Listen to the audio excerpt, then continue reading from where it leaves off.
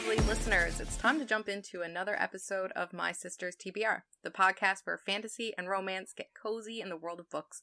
I'm Stacy, the one with the obsession for all things fantasy. And I'm Rebecca, your guide to all things romance. Get ready for some laid-back book chats, character gushing, and plot dissecting as we take you on a bookish journey. Grab your favorite drink, get comfy, and let's dive right in. Nosedive right into the thriller month, which I think we both, I don't think we did very well with this month, and I really think that we need to focus more on what we're used to. Our spicy romance. I want the romance back. But we gave it an honest effort, I think.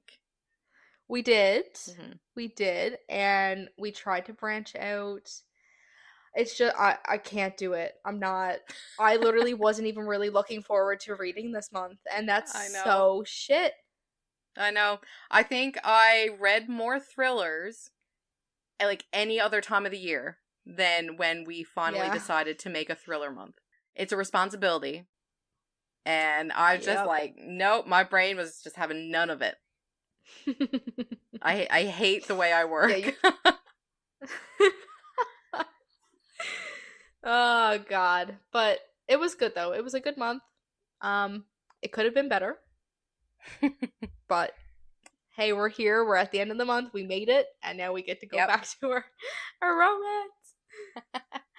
We got good things coming up next month. So that's what's been fueling me getting through this month, is knowing what's coming. Oh, my tomorrow. God, yes. So I started out thriller month really strong, and I know I touched on this in our mid-month because I was currently reading the second book, which I still haven't gone back to, because once again, it became a responsibility, and my brain was just like, I want to do everything else in the world but read this book right now. Yep. That's not saying it's a bad book, but because, I rated the first book 5 stars. That's the Housemaid by Frida McFadden. I devoured this one. Like, I just ate it up. I don't know if I read the description for it, but for anybody tuning in for this episode, I'll just go ahead and read it over again. So like I said, I rated it 5 stars. It was a great, great book. This was the second Frida McFadden book that I've read. It's 329 pages, and the plot is: welcome to the family, Nina Winchester says as I shake her elegant manicured hand. I smiled politely, gazing around the marble hallway. Working here is my last chance to start fresh. I can pretend to be whoever I like, but I'll soon learn that the Winchester secrets are far more dangerous than my own. Every day I clean the Winchesters' beautiful house top to bottom. I collect their daughter from school, and I cook a delicious meal for the whole family before heading up to eat alone in my tiny room on the top floor.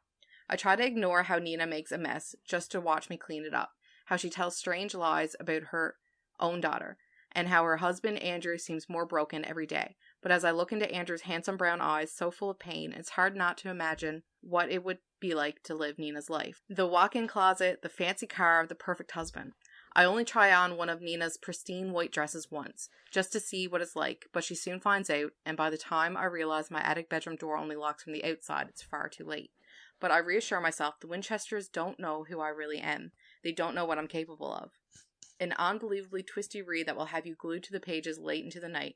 Anyone who loves The Woman in the Window, The Wife Between Us, and The Girl on the Train won't be able to put this down. Oh. And it's true. I think when we talked about it, I had mentioned that it had, like, Verity vibes. Yep. The spooky feelings. Mm-hmm. Very much. And it was easily just as good. See, I wish I read that instead of the thrillers that I read, because yeah. Well, pick it up now one of these days.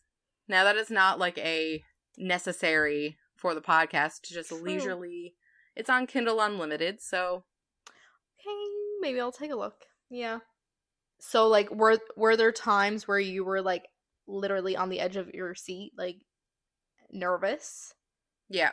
And there was a very prominent part towards the end, which was, like, the really big twist, but it actually made me feel a bit, like, physically ill.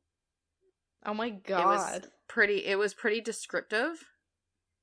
Yeah. And it's really hard to talk about this book without giving away too many spoilers, but all I know is that Nina had me fuming.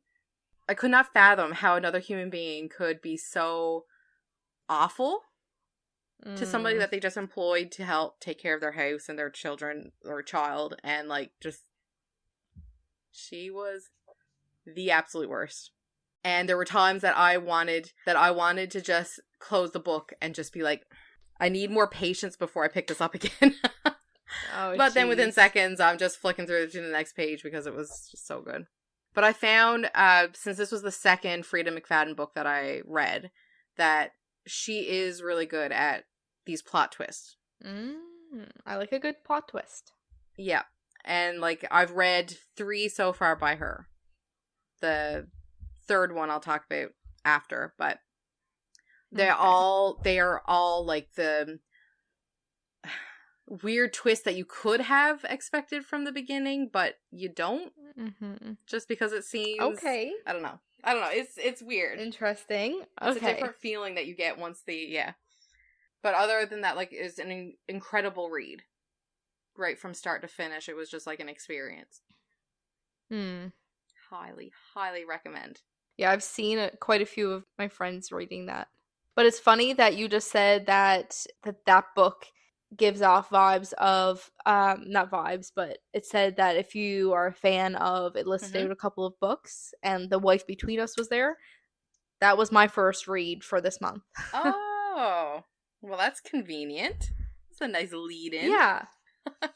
Yeah. So was it good? This is the one that I was currently reading this last episode, so I did talk about it then, about how confused I was. Right. We were optimistic that you were going to straighten it all out. Yeah. Were we too optimistic? Yeah. Oh no. Okay. So, The Wife Between Us by Greer Hendricks and Sarah Pekkanen.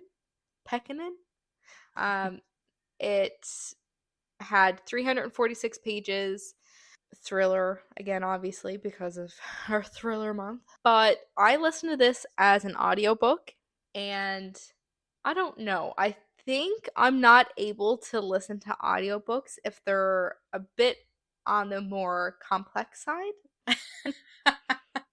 Like, compared to a basic romance that my brain is used to, if you know what I mean.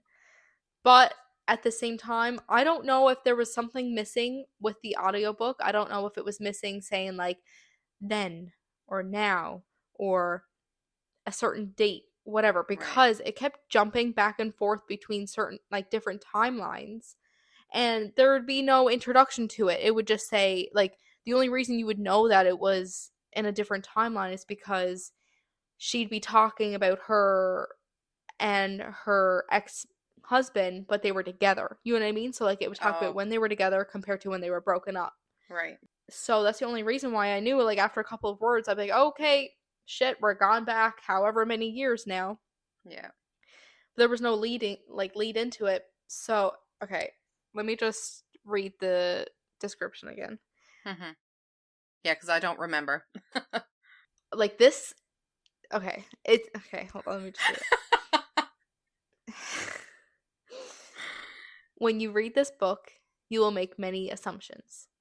You will assume you are reading about a jealous ex-wife. You will assume she is obsessed with her replacement, a beautiful younger woman who is about to marry the man they both love.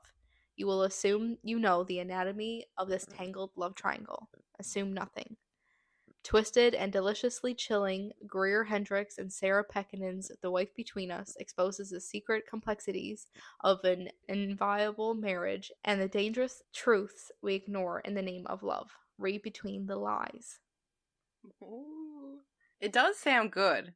That sounds so good. Like, I want to reread it because I have the physical home, but, like, I need to reread it because I don't know what was going on, but my God, I was confused, and I don't know if that's just a me problem or if this is a problem with listening to it through the audiobook. God, but I rated it a 2. Oh my goodness. Oh, If that was being generous. Like, I was that's so a rough confused. start to Thriller Month.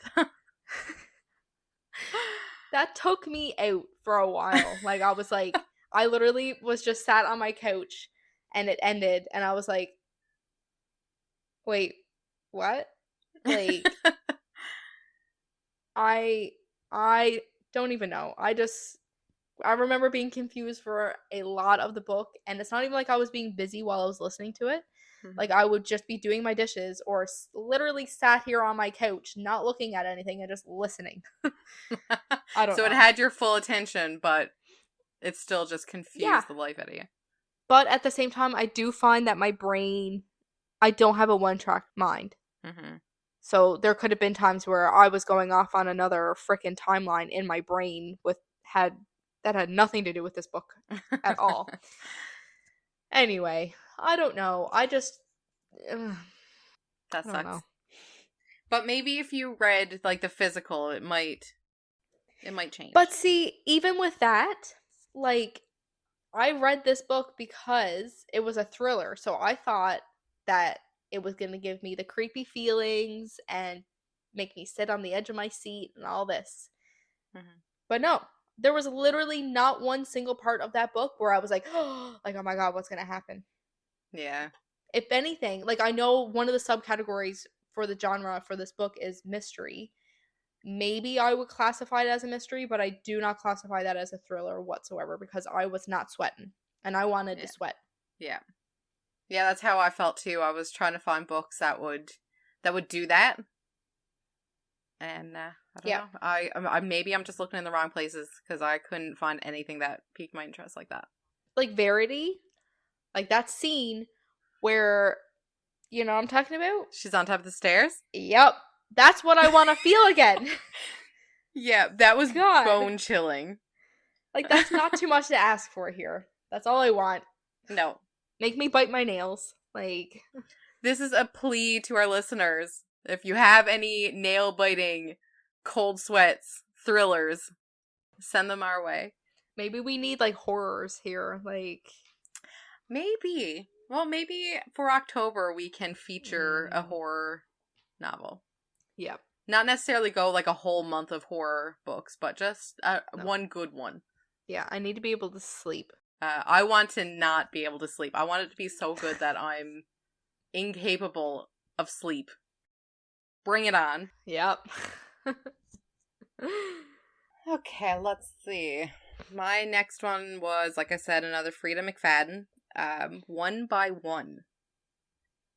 This one was only 295 pages. One by one, they will get what they deserve. A night spent sleeping on dirt and leaves is not how Claire Matchett expected to spend her vacation. She thought this would be a break from the stresses of work and raising her young children, a chance to repair her damaged marriage. A week of hiking in hot tubs with two other couple friends, it sounded like heaven. Then, Claire's minivan breaks down on a lonely dirt road. With no cell reception, the group has no choice but to hike the rest of the way to their hotel. But it turns out the woods aren't as easy to navigate as they thought.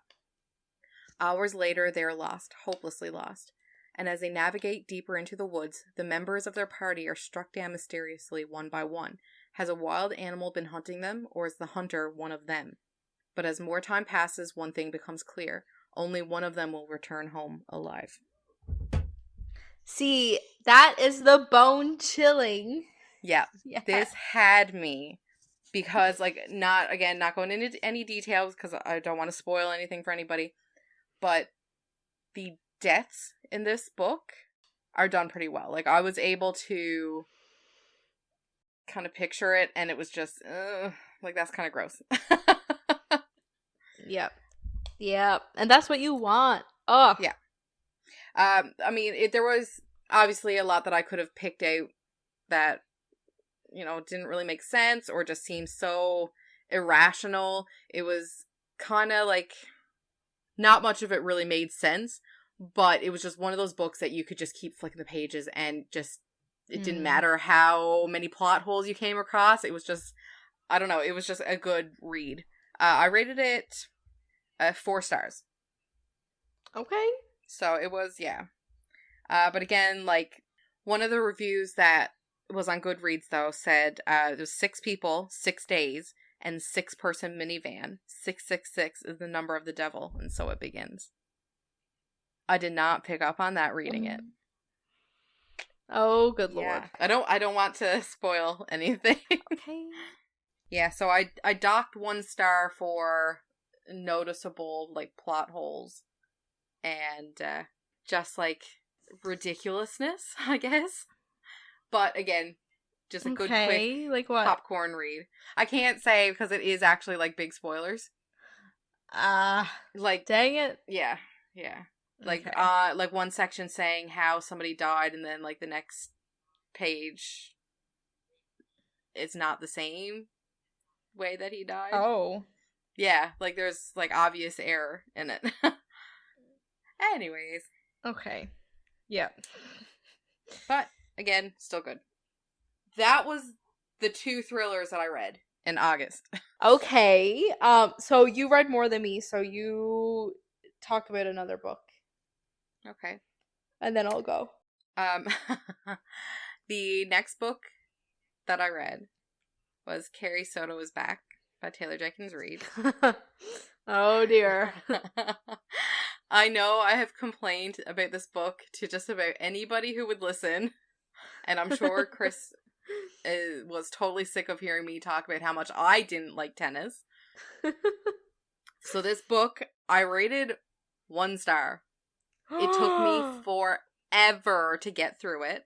I have been seeing so many good reviews on this book, and literally the best I could give it was 1 star. Holy crap. Okay. Yeah. It was 384 pages of tennis. That's it. Tennis. And Spanish. Who wants that? And Spanish? Yes. Let me read it, the description. But, like, Taylor Jenkins Reid, I love her so much, and I've read numerous books by her now that have been, like, I just instantly loved her books. And I thought that she was going to be one of those authors that I will just always know, if I pick up a book by her, I'm going to love it. That was so far from the case with this book. Okay, I'll read the description before I go into my little rant. I've been waiting for this. God. Carrie Soto is fierce, and her determination to win at any cost has not made her popular. By the time Carrie retires from tennis, she is the best player the world has ever seen. She has shattered every record and claimed 20 slam titles. And if you ask her, she is entitled to every one. She sacrificed nearly everything to become the best, with her father as her coach. But 6 years after her retirement, Carrie finds herself sitting in the stands of the 1994 US Open, watching her record be taken from her by a brutal, stunning British player named Nikki Chan. At 37 years old, Carrie makes the monumental decision to come out of retirement and be coached by her father for one last year in an attempt to reclaim her record. Even if the sports media says that they never liked the battle axe anyway.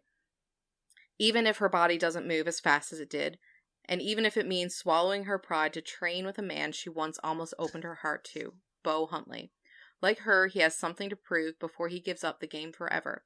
In spite of it all, Carrie Soto is back for one epic final season. In this riveting and unforgettable novel, Taylor Jenkins Reid tells a story about the cost of greatness and a legendary athlete attempting a comeback.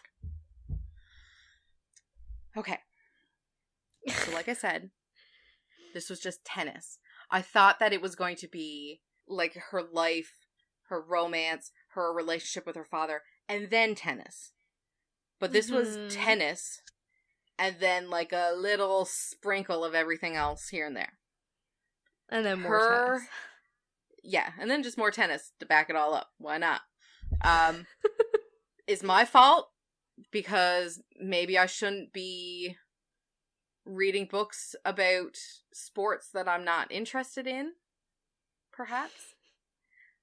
So this is, just to put it out there too, this is the book club book for the physical book club that I'm in. I don't know. I don't think it's going to be, because this is the first book that I'm reading with this book club, so I think I'm going to cause a scene. So yeah, there's parts in this book where her and her father are talking to each other in Spanish, and Taylor Jenkins Reid makes no attempt at giving us any sort of translation or like imply what they're saying. So it's if just you want to know what her and her father are saying, you need a dictionary or you need to Google what is being said. What? I thought that was a huge, huge issue. I felt like, I don't know, maybe I was missing a lot of it because there were parts that I just physically couldn't read. I mean, yeah, you're definitely missing something. Yeah. Interesting. Mm-hmm. I will say that her relationship with her father, it started out very strange. Like, it's not like your normal father-daughter relationship. She was very driven, like one-track mind. She wanted to be the very best at tennis, and that's that. And then her father being her coach, he sort of just always seemed like her coach, not her father. Yeah. After a while, like, after she's retired and all that, like yeah, then you start seeing more of that father-daughter dynamic. But even still, it just seemed so off. I didn't like Carrie. To me, she felt like she had absolutely no depth. It was just all tennis. There was nothing else to her personality. It was so hard to connect. So yeah. I have a blog post on our website about that one as well. If anybody wanted to go read my more coherent ramblings, it's all there. Did you hold anything back on that? I candy coated it. Okay. But yeah. I still oh dear. Yeah. I felt ruthless about this one. You felt very strongly about that for a whole month. Mainly, I think it's just because I felt so let down by Taylor Jenkins Reid. I was just... She did you dirty. It was devastating. But I don't know, maybe I'm the only person in the entire world who feels that way because there are so many 5 and 4 star ratings on this book. Which is so weird, like, for them to be so high and then your little one is just there. Yep. God. I'm surprised you finished it. I know Ilsa rated it a 2-star. Okay. And yeah, I would have DNF'd it if this wasn't a book club book and I wasn't planning on actually going to the first meeting. I would have DNF'd it in a heartbeat. After like 5 pages in, I would have been like, no, I'm not even. Yeah. See ya. But Victoria rated it 4 stars. So I'm really interested to know like her thoughts on it. Interesting. So when is your guys' meeting? Maybe I missed something. Maybe. I think it's going to be next week, so I don't even know if I can make it because it's going to be the week that Chris works evenings. Shit. So, yeah. But maybe I'll message her and just be like, yo. Yeah. What do you like about this book? Give me your thoughts. So what was your next one? Okay, so I actually just realized something. So, remember in our last episode when I was talking about the book that I found downstairs in our, like, the laundry room in the apartment building that I live in? So it's book 9 of the Louise Rick series, The Lost Woman by Sarah Bladel. Yep. So, I found this downstairs and it's a thriller, so I was like, heck yeah, like, I'll read this for this month. Because, like, the main thing that I seen here was Count on Spine. It's like a review or whatever on, like, the front of the book. Says, Count on Spine-Tingling Suspense from Sarah Bladel by Sandra Brown. And, like, I've seen her name quite a few times. Mm-hmm. I have, like, 4 or 5, 6 maybe books of hers. Okay, I knew I seen her name somewhere. But anyway, little did I know that this is book 9 of the series. Are they standalone? They must I don't be. know if they're standalone. I was also confused reading this book. Not like super confused, not as confused as The Wife Between Us, but I don't know. It just I don't know. I also didn't really like this one. I don't I don't know. I feel like if maybe I read the other 8 books, maybe, but it just uh, uh, it just I don't know. It didn't nothing stood out to me. It wasn't a thriller, even though it's classified as a thriller. Oh no. I don't know, like, and there's no way that it's like actually a thriller, and then I'm a wimp. I get scared easily. So it's not Mm-hmm. like these books are like, like I got thick skin or something. But actually, I'm looking at the genre now, and it did say mystery thriller, so maybe it's more on the It's more mystery mystery. side. Yeah. Yeah. Oh, that sucks. Yeah, I don't know. I'm just not feeling these thrillers that I read this month. And they must have like really put you in a book slump. Yeah, the only thing that's getting me through this, like I haven't really read very much lately, but the only thing getting me that's going to get me out of my slump is our next month featured read. I know that. Yeah. But I don't know. I just couldn't connect to anything in this book. I don't know. I just Throw it I across the can't room. even I can't even discuss very much with this cuz I don't have any opinions on it. I don't have any strong feel. I don't know. It's just okay, book 9 seems so I can't believe far fetched. it must be like one of those books that is like the same detective or whoever, like the same main character, but all like different situations or scenarios or whatever. Yeah, maybe. Following the incredible success of Sarah Bladell's #1 international bestsellers, The Forgotten Girls and The Killing Forest, Louise Rick, head of the police department's elite special search agency charged with missing persons cases, returns in Sarah's latest twist-filled suspense novel. A housewife is the target of a shocking, methodical killing. Shot with a hunting rifle through her kitchen window, the woman is dead before she hits the ground. Though murdered in England, it turns out that the woman, Sophie Parker, is actually a Danish citizen who's been on the missing persons list for almost 2 decades. So Louise Rick is called on to the case. Then, in an unexpected twist, the police discover that Sophie had been reported missing 18 years ago by none other than Ike, Louise Rick's police colleague and lover.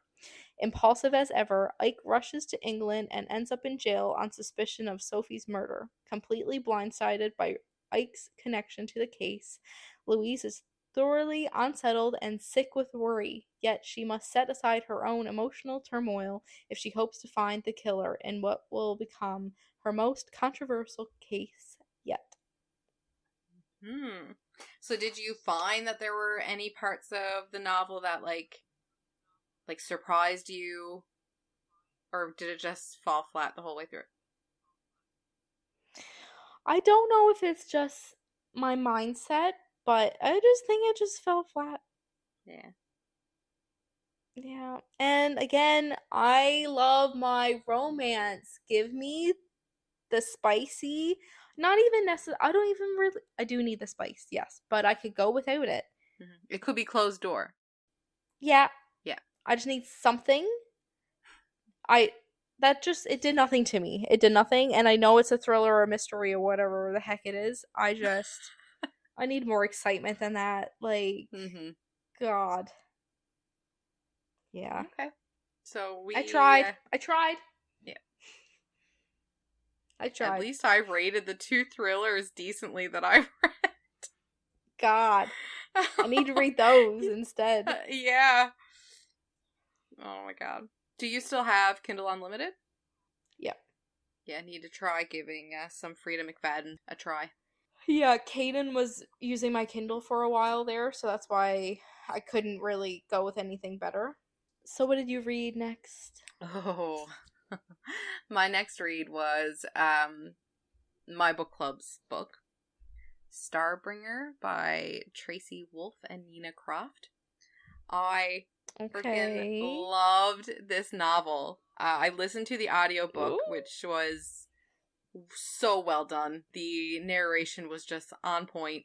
The entire novel is done in like each character's different perspectives, and so in the audiobook they were all voiced by different voice actors, which made it great. I absolutely love that. I rated this 4 stars. The only reason why I docked a star was because it started out slow. Mm-hmm.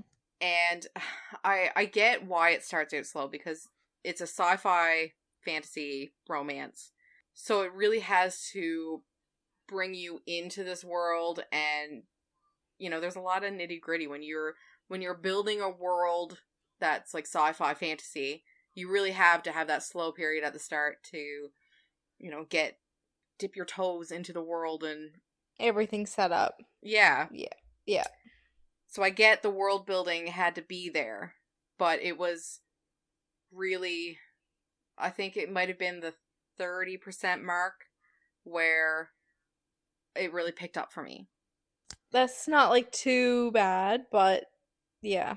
It really amped up after that though, like the drama, the excitement, the action, the romance. It was like chef's kiss. It was just so good. Worth the wait.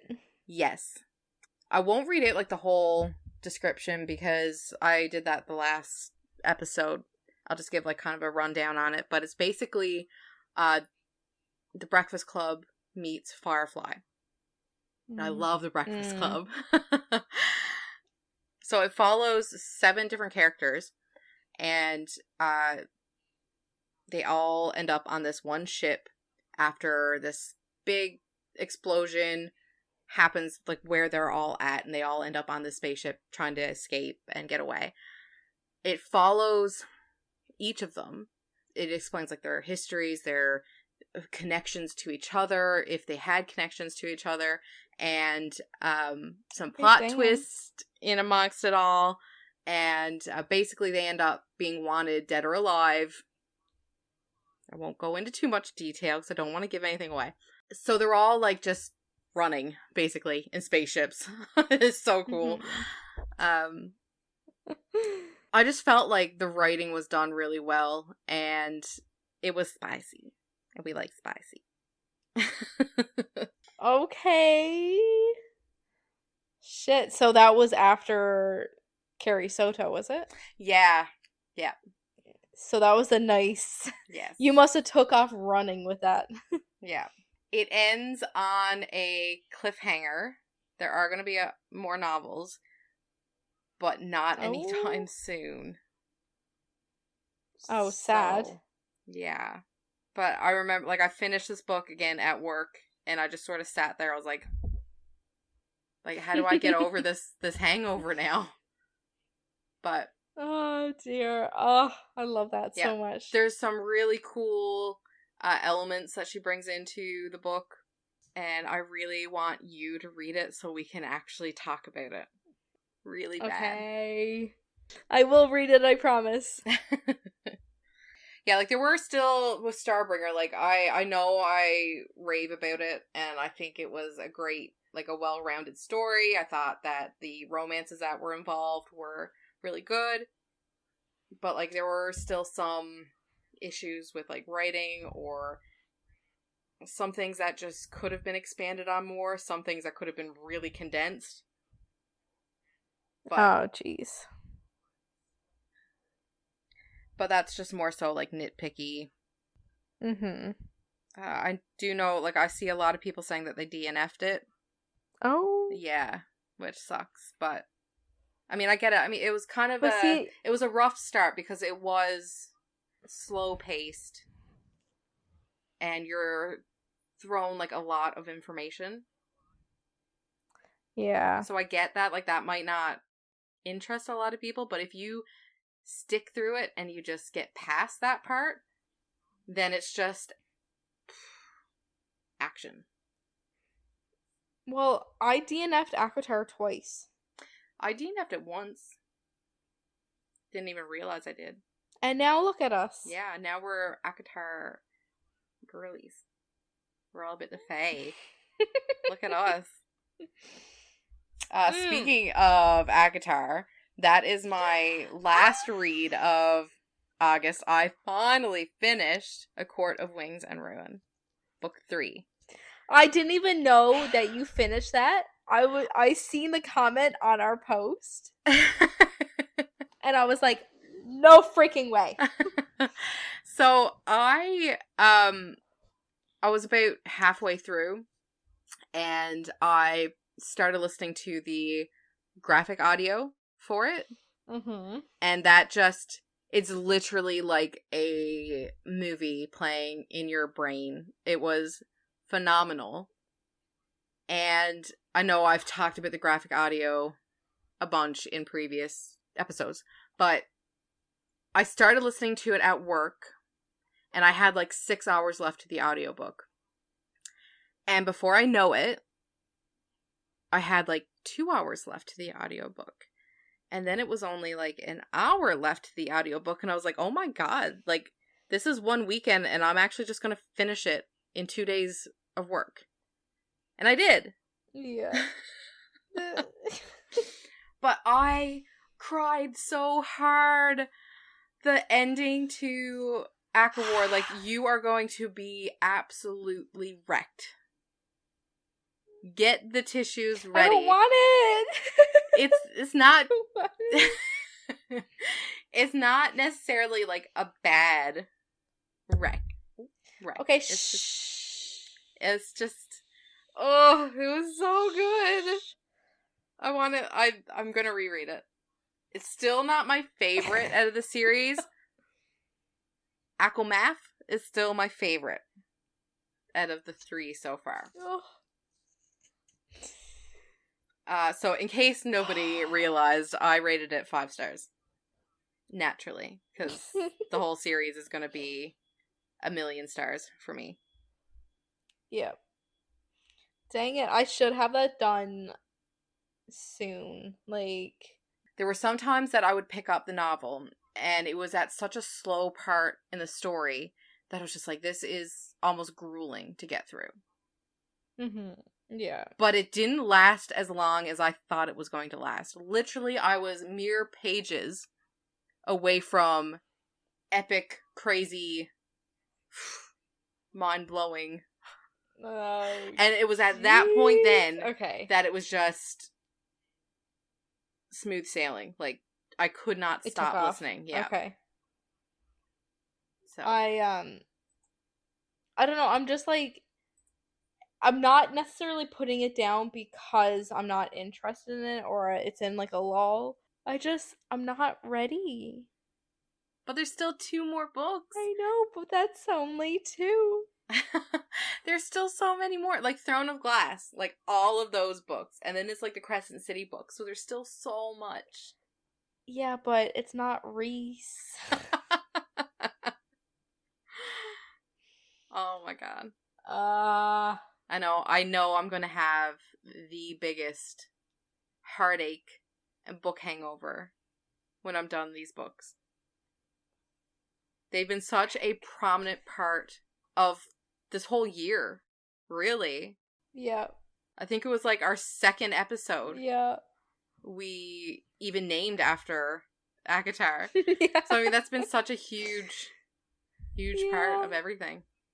I have to not cry. It's gonna be fine. Yeah. It's gonna be fine. So that was my last book of August. So are you only reading ACOWAR now? Yeah, I haven't really read very much this past week, but I am still reading ACOWAR. So we've got 3 books to read now next month. We've got our featured read, which I will talk about in a second. Act of War, obviously. You want to finish that for next month, right? Right? Yes. Nudge, nudge. Okay. Yes. And Fourth Wing being the book club book again. Yes. And I cannot Okay. wait. Oh my god, you are going to absolutely love that book. I just know it in my bones. In your jellies. So our featured read, which I think is fine to talk about here now. Mm-hmm. So we're going to be, I mean, it's no secret because we have been looking forward to this book for so long, and we've already done book 1 and book 2 on the podcast. Going back to Knock 'Em Out, the third book. Knock 'em out. Things We Left Behind by our lovely Lucy Score. Fun fact, I'm reading another one of her books currently. Oh, which one? I won't talk about it until next month, but no, I can't tell you. Okay. But it's, jeez. I'll give it a little hint. It's a military Okay. romance, I guess is so it's different for me. Okay. Yep. It's going okay. Okay. Okay. I'm not going to read out the description because, again, it's the third book in the series and we don't like giving anything that could be spoiler. Just that it's Lucian book. Lucian? I'm not sure how she... I think it's I think it's Lucian in this one. Yeah. I don't know. Lucy. That's what they all are to me. Anybody that's named Lucy and Lucian is Lucy. Lucy. So yeah. I am so freaking excited for this one. It's released September the 5th, so you have 5 days to finish every other book. Okay. And I know we had talked about it, but possibly reading another Colleen Hoover book as well. Yes. I've put her off for long enough now. I am ready to She have deserves my some heart. attention. Yeah. I'm not ready to be finished her whole collection. Like, how many have you read versus what's left? So I've read It Ends With Us, Confess, Ugly Love, Heartbones, Maybe Someday, Regretting You, November 9, Slammed, Without Merit, Hopeless, Layla, Never Never, Reminders of Him, Verity, All Your Perfects, Maybe Not, It Starts With Us, Losing Hope, Finding Cinderella, and Finding Perfect. So that's 20 out of 25. Okay. So you have 5 left. I think I just counted wrong because I only have 1, 2, 3, 4. I only have 4 left. Oh, okay. Three of those are parts of series, right? You've only got one that's standalone? Yeah, just one standalone, which is too late. Okay. And then, 3 others from some series. So maybe we can try to read Too Late as well by the end of the month. Next month, I mean, like September. Yeah, and that one's also very mature / dark. Oh, how I've missed the dark. Home. Bring it on. Content warnings and trigger warnings galore. Let's go. Yep, here we are. Well, I think that pretty well clues up our thriller month that didn't really go very far. No, didn't really give us the thrills, and I didn't enjoy it. We like our well-worn trail of romance. Yes.